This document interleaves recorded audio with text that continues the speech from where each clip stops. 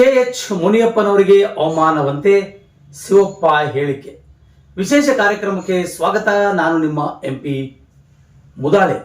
ಬಂಧುಗಳೇ, ತಮಗೆಲ್ಲ ಗೊತ್ತಿರೋ ಹಾಗೆ ಕರ್ನಾಟಕ ರಾಜ್ಯದ ಕಾಂಗ್ರೆಸ್ ಸರ್ಕಾರದಲ್ಲಿ ಮಾದಿಗರನ್ನ ಕಡೆಗಣನೆ ಮಾಡ್ತಾ ಇದೆ ಎನ್ನುವಂತ ಮಾತು ಇವತ್ತಿನಲ್ಲ, ಕಾಂಗ್ರೆಸ್ ಅಧಿಕಾರಕ್ಕೆ ಬಂದಾಗಿನಿಂದ ಈ ಕೂಗು ಕೇಳ್ತಾನೆ ಇದ್ದೀವಿ. ಈ ಕೂಗು ಯಾಕೋ ಈ ಸರ್ಕಾರ ಮನೆ ಹೋಗೋ ತನಕ ಈ ಕೂಗ್ತಾನೆ ಇರ್ತಾರೆ ಅನ್ನೋಂತಕ್ಕಂಥ ಮಾತು ಕೂಡ ಕೇಳಿ ಬರ್ತಾ ಇದೆ. ಒಳ ಮೀಸಲಾತಿ ವಿಚಾರದಲ್ಲಿ ಒಂದಿಷ್ಟು ಗೊಂದಲ, ತಾರತಮ್ಯ ಆಗಿದೆ, ಒಳಸಂಚು ಆಗಿದೆ, ತಾಪತ್ರೆ ಆಗಿದೆ, ತೊಂದರೆ ಆಗಿದೆ, ಕುತಂತ್ರ ಮಾಡಿದ್ದಾರೆ ಎನ್ನುವಂತ ಮೂಲಕ ಭಾಸ್ಕರ್ ಪ್ರಸಾದ್, ಅರುಣ್ ಕುಮಾರ್ ಹಾಗೂ ಅವರ ಪಾಟ್ಲಂ ಇದಾವಲ್ಲ, ಅವೆಲ್ಲ ಸೇರ್ಕೊಂಡು ಒಂದಿಷ್ಟು ಹೈಡ್ರಾಮಾ ಮಾಡ್ತು. ಊರೆಲ್ಲ ಸುತ್ತು, ನಾಡೆಲ್ಲ ಸುತ್ತಾಡಿ ಒಂದಿಷ್ಟು ಕೆಲಸಕ್ಕೆ ಬಂದ್ಬಿಟ್ರು. ಹೇಗೋ ಹೀಗೋ ಒಂದಿಷ್ಟು ಅದು ಒಳ ಮೀಸಲಾತಿ ಜಾರಿಗೆ ಆಯಿತು. ಹೆಚ್ಚಿನೋ ಕಡಿಮೆನೋ ಗೊತ್ತಿಲ್ಲ, ಅವರು ನಮ್ಮವರೇ ಇವರು ನಮ್ಮವರೇ. ಆದರೆ ಈ ಇಲ್ಲ ಸಲ್ಲದ ಆರೋಪಗಳನ್ನ ಹೇಳೋ ಮೂಲಕ ಅಲ್ಲಿರುವಂತಹ ನಾಯಕರಿಗೆ ಮುಜುಗರ ಮಾಡ್ತವಂತ ಕೆಲಸ ಮಾದಿಗ ಸಮಾಜದ ಮುಖಂಡರು ಮಾಡ್ತಾ ಇದ್ದಾರೆ ಅನ್ನೋದಕ್ಕೆ ತಾಜಾ ಉದಾಹರಣೆ ಮತ್ತೊಂದು ನಿಮಗೆ ನಾವು ತೋರಿಸ್ತೀವಿ ನಮ್ಮ ನಾರಾಜ್ ಎಕ್ಸ್ಪ್ರೆಸ್ ಸುದ್ದಿ ವಾಹಿನಿ. ಕೆ.ಬಿ. ಶಿವಪ್ಪ ಅವರು ಹೇಳ್ತಕ್ಕಂಥ ಆರೋಪಗಳನ್ನ ಕಾಂಗ್ರೆಸ್ ಪಕ್ಷ ಮುನಿಯಪ್ಪರನ್ನ ಕಡೆಗಣಿಸ್ತಾ ಇದೆ. ಅವರ ಸಪೋರ್ಟ್ದಿಂದ ಕೈ ಬಿಡ್ತಾರಂತೆ. ಅವರನ್ನು ಕೈ ಬಿಟ್ಟು ನಿಮ್ಮನ್ನು ತಗೊಳ್ಬೇಕಾ? ಅವ್ರನ್ನ ಕೈ ಬಿಟ್ಟು ಮತ್ತೇನು ತಗೊಳ್ಬೇಕು? ಯಾಕೆ ಇಲ್ಲ ಸಲ್ಲದ ಆರೋಪಗಳನ್ನು ಮಾಡುವ ಮೂಲಕ ಆ ಒಬ್ಬ ಹಿರಿಯ ಜೀವಿಗೂ ಕೂಡ ಅವಮಾನ ಮಾಡುವಂತಹ ಸ್ಥಿತಿಯಲ್ಲಿ ನೀವು ನಿಲ್ತಿದ್ದೀರಿ. ಆ ವ್ಯಕ್ತಿ ನಿಮಗೆ ಸರಿ ಅನಿಸ್ತಾ ಇಲ್ಲ ಅಂದ್ರೆ ಬಿಟ್ಟು ಬಿಡಿ, ಇನ್ನೊಂದು 2 ವರ್ಷ ಅವ್ರ ಕಾರ್ಯಕ್ರಮ ಮುಗಿಸ್ಕೊಂಡು ಮನೆ ಹೋಗ್ತಾರೆ. ಆದರೆ ನೀವು ಒಂದಿಷ್ಟು ಎಲ್ಲೋ ಒಂದು ಕಡೆಯಿಂದ ಬಿಜೆಪಿ ಪಕ್ಷದಿಂದ ಒಂದಿಷ್ಟು ಹೇಳಿಕೆಯನ್ನು ಪಡೆದುಕೊಂಡು ಹೇಗಾದ್ರೂ ಮಾಡಿ ಸರ್ಕಾರನ ಉಳಿಸಬೇಕೆಂಬ ನಿಟ್ಟಿನಲ್ಲಿ ಈ ರೀತಿಯಾಗಿ ಮಾಡಿಬಿಟ್ಟು ಸರ್ಕಾರ ಮೇಲೆ ಗೂಬೆ ಕೂರಿಸುವಂತ ಕೆಲಸ ಮಾಡ್ತಾ ಇದ್ದೀರಿ. ಒಂದ್ ಕಡೆ ಹೇಳ್ತಾ ಇದ್ದೀರಿ, ನಿಮ್ಗೆ ನಿಜವಾಗ್ಲೂ ಹೇಳ್ತೀನಿ, ಮಾದಿಗರಿಗೆ ಹೊಲೆಯರ್ ಕಂಡ್ರೆ ಆಗೋದೇ ಇಲ್ಲ. ಮಾದರಿಗೆ ಹೊಲೆಯರ್ ಕಂಡ್ರೆ ಆಗೋದೇ ಇಲ್ಲ ಅನ್ನೋದು ಇವತ್ತಲ್ಲ, ಪುರಾತನ ಕಾಲದಲ್ಲಿ ಕೂಡ ನಡೆದುಕೊಂಡು ಬರ್ತಾ ಇರತಕ್ಕಂಥ ವಿಷಯ ಇದು. ಯಾಕಂದ್ರೆ ನೀವಿಬ್ರು ಅಣ್ಣ ತಮ್ಮರಾಗಿ ಇದ್ಕೊಂಡು ಕೆಲಸ ಮಾಡ್ಕೊಂಡ್ರೆ ಬಿಜೆಪಿ ಸರ್ಕಾರ ಅಗಾಡುತ್ತೆ, ಕಾಂಗ್ರೆಸ್ ಸರ್ಕಾರ ಅಗಾಡುತ್ತೆ, ಜೆಡಿಎಸ್ ಸರ್ಕಾರ ಆಗುತ್ತೆ, ಮತ್ತೆ ಪಕ್ಷದ ಅಗಾಡುತ್ತೆ. ನೀವು ಒಂದ್ ಕಡೆಯಿಂದ ಅಲ್ಲೆಲ್ಲೋ ಒಬ್ರು ಹೋಗ್ಬಿಟ್ಟು ಇಲ್ಲೆಲ್ಲೋ ಒಂದು ಬಿಟ್ಟು ಮಹಿಳೆ ಇಲ್ಲ ಸಲ್ಲದ ಆರೋಪಗಳು ಮಾಡೋ ಮೂಲಕ ಮುಜುಗರಕ್ಕೀಡಾಗಿ ಇವತ್ತು ನೀವು ನಿಮ್ಮ ಮುಖಂಡನ ನೀವೇ ಅವಮಾನ ಮಾಡ್ತಾ ಇದ್ದೀರಿ ಅನ್ನೋದನ್ನ ನಮ್ಮ ಪ್ರಶ್ನೆ. ಯಾಕಂದ್ರೆ ಅನೇಕ ಬಾರಿ ಅರುಣ್ ಕುಮಾರ್ ಅವರು ಸಾರ್ವಜನಿಕ ಸಭೆಗಳಲ್ಲಿ ಚೀಮಾರಿ ಹಾಕಿಸ್ಕೊಂಡಿದ್ದಾರೆ. ನೀನೊಬ್ಬ ಬಿಜೆಪಿ ಏಜೆಂಟಾ, ನೀನೇನೋ ಮಾತಾಡ್ತೀಯಾ, ನಮ್ಮ ಸರ್ಕಾರದಲ್ಲಿ ಕಾಂಗ್ರೆಸ್ ಸರ್ಕಾರದಲ್ಲಿ ನಮಗೆ ನೀನು ಅವಮಾನ ಮಾಡಿಸ್ತಾ ಇದೀಯ ಅಂತೇಳಿ ನಿಮ್ಮನ್ನು ನೇರವಾಗಿ ಹೇಳಿದ್ದಾರೆ. ಭಾಸ್ಕರ್ ಪ್ರಸಾದ್ ಸಿಕ್ಕಾಪಟ್ಟೆ ಬೈದಿದ್ದಾರೆ. ಆದರೆ ಅವ್ರ್ಯಾರು ಬಯಸ್ಕೊಂಡು ಇವತ್ತು ಕಣ್ಣಿಗೆ ಕಾಣ್ತಾ ಇಲ್ಲ. ಆದರೆ ಇವತ್ತು ಮತ್ತೆ ಕೆ.ವಿ. ಶಿವಪ್ಪ ಅವರು ಹೊರಗೆ ಹಾಕಿದ್ದಾರೆ. ನಮ್ಮ ಮುನಿಯಪ್ಪ ಅಣ್ಣನಿಗೆ ಅವಮಾನ ಆಗ್ತಾ ಇದೆ, ಮುನಿಯಪ್ಪ ಅಣ್ಣನಿಗೆ ಕಡೆಗಣನೆ ಮಾಡ್ತಾ ಇದೆ, ಮುನಿಯಪ್ಪ ನನ್ನನ್ನು ಖಾತೆ ಕಸ್ಕೊಳ್ತಾ ಇದೆ, ಮುನಿಯಪ್ಪನ ಈ ರೀತಿಯಾಗಿ ನೋಡಿಕೊಂಡು ನಾವು ಸಹಿಸ್ಕೊಳ್ಳಕ್ ಆಗೋದಿಲ್ಲ. ಇಡೀ ಭಾರತ ನಮ್ಮ ದೇಶ ಕನ್ನಡ ರಾಜ್ಯದ ನಾವು ಮಾದಿಗರ ಸಂಖ್ಯೆ ಶ್ರೇಷ್ಠ, ನಾವೇ ಫಸ್ಟ್ ಇದ್ದೀವಿ. ಓಕೆ, ನೀವೇ ಫಸ್ಟ್ ಇರಿ ಅಣ್ಣ, ಆದರೆ ಅವಮಾನ ಮಾಡಿದ್ದೆ ಯಾರು? ಆಗಿದ್ದಲ್ಲಿ ಆ ಮನುಷ್ಯ ಹೇಳ್ಬೇಕಲ್ವಾ? ಆ ಮನುಷ್ಯ ಹೇಳಾರ್ದೆ ನೀವೇ ಹೇಳ್ತಾ ಇದ್ದೀರಿ. ಹೀಗೆ ನೀವೆಲ್ಲ ಮಾತಾಡಿ ಮಾತಾಡಿ ಗೊತ್ತಾ ಮಾದಿಗ ನಾಯಕರನ್ನ ಮೂಲೆ ಗುಂಪು ಮಾಡುವಂತ ಕೆಲಸ ನಡೀತಾ ಇದೆ.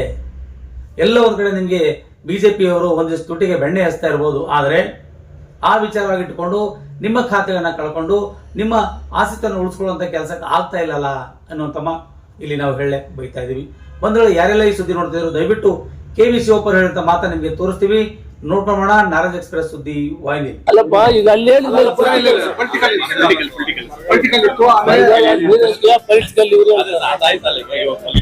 ಪೊಲಿಟಿಕಲ್ ಏನು ಇಲ್ಲ. ಸಮಾಜ ಕಲ್ಯಾಣ ಇಲಾಖೆ ನಾನು ಮನವಿ ಯಾವುದು ಇಲಾಖೆ ಅಂತ ಕೇಳಿಲ್ಲ. ಸಮಾಜ ಕಲ್ಯಾಣ ಇಲಾಖೆ ನಾನು ಮನವಿ ಯಾವುದು ಇಲಾಖೆ ಅಂತ ಕೇಳಿಲ್ಲ. ಸಮಾಜ ಕಲ್ಯಾಣ ಇಲಾಖೆ ನಾನು ಮನವಿ ಯಾವುದು ಇಲಾಖೆ ಅಂತ ಕೇಳಿಲ್ಲ. ಸರ್ಕಾರ ತೀರ್ಮಾನ, ಹೈಕಮಾಂಡ್ ಅಥವಾ ಮುಖ್ಯಮಂತ್ರಿಗಳು ಯಾವ ತೀರ್ಮಾನ ಮಾಡಿದ್ರೆ ಅದರಂತೆ ನಾವು ನಡ್ಕೊಂಡು ಸರ್ಕಾರ ತೀರ್ಮಾನ, ಹೈಕಮಾಂಡ್ ಅಥವಾ ಮುಖ್ಯಮಂತ್ರಿಗಳು ಯಾವ ತೀರ್ಮಾನ ಮಾಡಿದ್ರೆ ಅದರಂತೆ ನಾವು ನಡ್ಕೊಂಡು ಸರ್ಕಾರ ತೀರ್ಮಾನ, ಹೈಕಮಾಂಡ್ ಅಥವಾ ಮುಖ್ಯಮಂತ್ರಿಗಳು ಯಾವ ತೀರ್ಮಾನ ಮಾಡಿದ್ರೆ ಅದರಂತೆ ನಾವು ನಡ್ಕೊಂಡು ಅಲ್ಲ, ಅವ್ರಿಗೆ ಬಿಟ್ಟಿದ್ದು.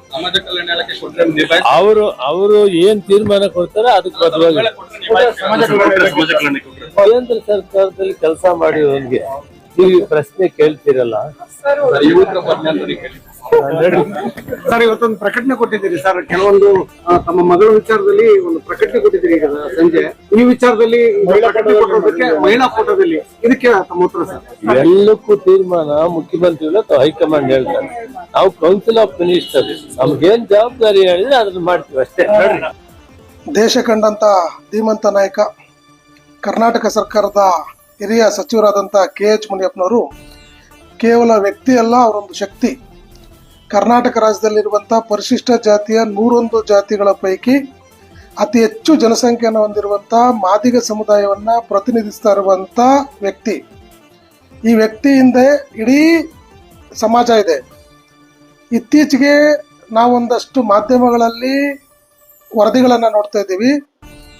ಇಡೀ ಸಮಾಜ ಈ ವರದಿಗಳಿಂದ ಆಕ್ರೋಶಗೊಂಡಿದೆ. KH ಮುನಿಯಪ್ಪನವ್ರಿಗೆ ಏನಾದರೂ ಅವಮಾನ ಮಾಡುವಂಥದ್ದಾಗಲಿ, ಅವರನ್ನು ಸಂಪುಟದಿಂದ ಕೈ ಬಿಡುವಂಥದ್ದಾಗಲಿ, ಅವರನ್ನು ಗೌರವವಾಗಿ ನಡೆಸ್ಕೊಳ್ಳದೇ ಇರುವಂಥದ್ದಾಗಲಿ ಏನಾದರೂ ನಡೆದಿದ್ದೇ ಆದರೆ ಇಡೀ ರಾಜ್ಯಾದ್ಯಂತ ಮಾದಿಗ ಸಮುದಾಯ ಬೀದಿಗಿಳಿದು ಉಗ್ರವಾದಂಥ ಹೋರಾಟವನ್ನು ಮಾಡ್ತದೆ. ಇದನ್ನ ನಾವು ಎಚ್ಚರಿಕೆ ಅಂತಾದರೂ ಅರ್ಥ ಮಾಡ್ಕೊಳ್ಳಿ, ಅಥವಾ ಆಕ್ರೋಶದಂತೂ ಅರ್ಥ ಮಾಡ್ಕೊಳ್ಳಿ. ಸಮಾಜ ಎಲ್ಲವನ್ನು ಕೂಡ ಸೂಕ್ಷ್ಮವಾಗಿ ಗಮನಿಸ್ತಾ ಇದೆ. ಕೋಲಾರ ಲೋಕಸಭಾ ಕ್ಷೇತ್ರದಿಂದ ಸತತವಾಗಿ 7 ಬಾರಿ ಗೆಲ್ಲೋದಂದ್ರೆ ತಮಾಷೆ ಅಲ್ಲ. ಅವರು ಎಲ್ಲ ಜನಾಂಗವನ್ನ, ಎಲ್ಲ ಸಮಾಜಗಳನ್ನ ಬಹಳ ವಿಶ್ವಾಸಕ್ಕೆ ತಗೊಂಡು ಬಹಳ ಮೇರು ವ್ಯಕ್ತಿತ್ವಕ್ಕೆ ಬೆಳೆದಿರುವಂತ ವ್ಯಕ್ತಿ ಇವರು. ನಮ್ಮ ಸಮಾಜ ಅನ್ನೋದಕ್ಕೆ ನಮ್ಗೆಲ್ಲರಿಗೂ ಕೂಡ ಹೆಮ್ಮೆ ಅನಿಸ್ತಾ ಇದೆ.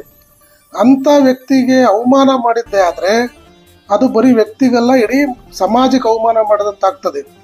ಅವರ ಪಕ್ಷ ನಿಷ್ಠೆ ಬಗ್ಗೆ ಮಾತಾಡಂಗಿಲ್ಲ, ಅವರೆಲ್ಲರನ್ನು ನಡೆಸ್ಕೊಳ್ತಾ ಇರುವಂತ ರೀತಿ ಬಗ್ಗೆ ಮಾತಾಡಂಗಿಲ್ಲ. ಸಾಮಾಜಿಕ ನ್ಯಾಯದ ಅಧಿಕಾರ, ಪಕ್ಷ ಅಂದ್ರೆ ತಾಯಿ ಅಂತೇಳಿ ಕೆಲಸ ಮಾಡ್ತಾ ಇರುವಂತವರು, ಎಲ್ಲರನ್ನು ಒಗ್ಗಟ್ಟಾಗಿ ತಗೊಂಡು ಹೋಗ್ತಾ ಇರುವಂತವ್ರಿಗೆ ಇವತ್ತು ಕರ್ನಾಟಕ ರಾಜ್ಯದಲ್ಲಿ ಅವಮಾನ ಆಗುವಂತ ಸನ್ನಿವೇಶ ನಿರ್ಮಾಣ ಆಗ್ತಾ ಇದೆ. ಅದನ್ನ ಇಡೀ ಸಮಾಜ ಬಹಳ ಸೂಕ್ಷ್ಮವಾಗಿ ಗಮನಿಸ್ತಾ ಇದೆ. ಯಾರೋ ಕೆಲವರ ಪಿತೂರಿಗಳಿಗೆ ಒಬ್ಬ ಹಿರಿಯ ನಾಯಕನನ್ನ ಅವಮಾನ ಮಾಡಿದ್ರೆ ಆ ಪಿತೂರಿ ಮಾಡಿದಂಥವ್ರು ಮುಂದಿನ ದಿನಗಳಲ್ಲಿ ಬಹಳ ಪಾಠವನ್ನ ಕಲಿಬೇಕಾಗ್ತದೆ. ಇನ್ನೊಂದು ವಿಶೇಷ ಏನಂದ್ರೆ, ಏನಾದರೂ KH ಮುನಿಯಪ್ಪನವರನ್ನ ಈಗಿನ ಸಂಪುಟದಲ್ಲಿ ಕೈ ಬಿಡೋದೇ ಆದರೆ ಇಡೀ ಸಮಾಜ ಕಾಂಗ್ರೆಸ್ ಪಕ್ಷದ ವಿರುದ್ಧವಾಗಿ ನಿಲ್ತದೆ ಅನ್ನೋಂಥ ಎಚ್ಚರಿಕೆಯನ್ನು ಕೂಡ ನಾವು ಕೊಡ್ತಾ ಇದ್ದೀವಿ. ಸನ್ಮಾನ್ಯ ಹೈಕಮಾಂಡ್, ಕಾಂಗ್ರೆಸ್ ಪಕ್ಷದ ವರಿಷ್ಠರಲ್ಲಿ ನಾನು ವಿನಂತಿ ಮಾಡೋದೇನಂತಂದ್ರೆ, ಮೊನ್ನೆ KH ಮುನಿಯಪ್ಪನವರು ಮುಖ್ಯಮಂತ್ರಿ ಆಗುವಂತ ಅರ್ಹತೆ ಉಳ್ಳವರು. ನಾವೆಲ್ಲರೂ ಕೂಡ ಇಡೀ ಸಮಾಜ ಒಕ್ಕೂರಿನಿಂದ ಆಗ್ರಹ ಮಾಡಿದ್ವಿ, ಕನಿಷ್ಠ ಪಕ್ಷ ಉಪಮುಖ್ಯಮಂತ್ರಿ ಸ್ಥಾನವನ್ನಾದರೂ ಕೊಟ್ಟು ಅವರನ್ನು ಗೌರವಿಸಿ, ನಾವೆಲ್ಲ ಕೂಡ ಕಾಂಗ್ರೆಸ್ ಪಕ್ಷದ ಹಿಂದೆ ಇರ್ತೀವಿ ಅಂತೇಳಿ ಕೂಡ ನಾವು ಬೇಡಿಕೆಯನ್ನು ಇಟ್ಟಿದ್ವಿ. ಆದರೆ ಬದಲಾದ ಸನ್ನಿವೇಶದಲ್ಲಿ ಸಚಿವರನ್ನಾಗಿ ತಗೊಂಡಿದ್ರಿ, ಅದಕ್ಕೂ ಕೂಡ ನಾವು ಒಪ್ಕೊಂಡು ಆಯ್ತು, ಮುಂದಿನ ದಿನಗಳಲ್ಲಿ ಒಳ್ಳೆಯ ಸಚಿವ ಸ್ಥಾನ ಸಿಗ್ತದೆ ಅಂತೇಳಿ ಕಾಯ್ತಾ ಇದ್ವಿ.